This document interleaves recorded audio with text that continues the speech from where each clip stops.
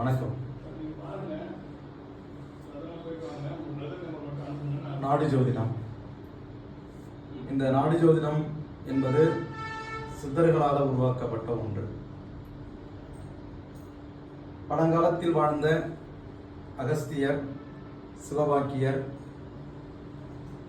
பிருகு, நந்திவாக்கியர் இது போன்ற மகரிஷிகள் அவர்களுடைய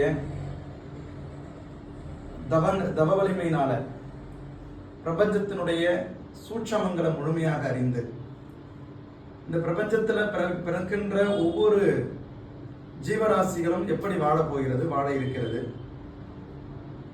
அவங்களுடைய வாழ்க்கை பற்றிய சூட்சமங்கள் என்ன என்பதெல்லாம் அவங்களுடைய ஞான திருஷ்டினால இதை நம்மளுக்கு ஓலைச்சுவடி மூலமாக கொடுத்திருக்காங்க. ஆண் வலதுகை பெருவிரல் ரேகை, பெண் இடதுகை பெருவிரல் ரேகை.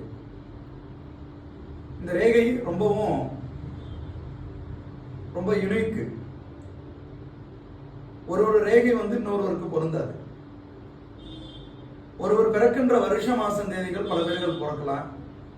ஒருவருடைய பெயர்கள் கொண்டவர்கள் பல பேர்கள் இருக்கலாம். ஏன் ஒருவரை போல இன்னொருவர் கூட இருக்கலாம். ஆனா அந்த ரேகை யாருக்கும் பொருந்தாத ஒன்று. இந்த ரேகையை மூலாதாரமாக கொண்டு மகரிஷிகள் இதை எழுதியிருக்காங்க.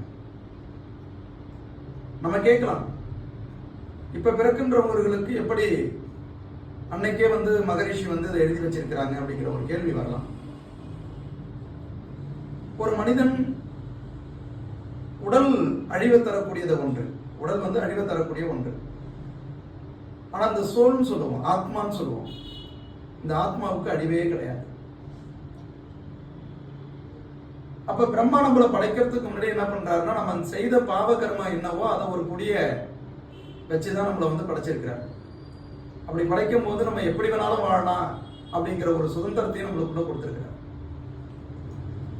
அப்படி கொடுத்த அந்த பிரம்மா அதை பெற்றுக்கொண்ட நம்ம என்ன பண்றோம், நம்மளுக்கு தான் சுதந்திரம் இருக்குங்கிறது நம்மளுடைய இஷ்டத்துக்கு நம்ம வாழ்க்கை முறையை வாழ்றோம்.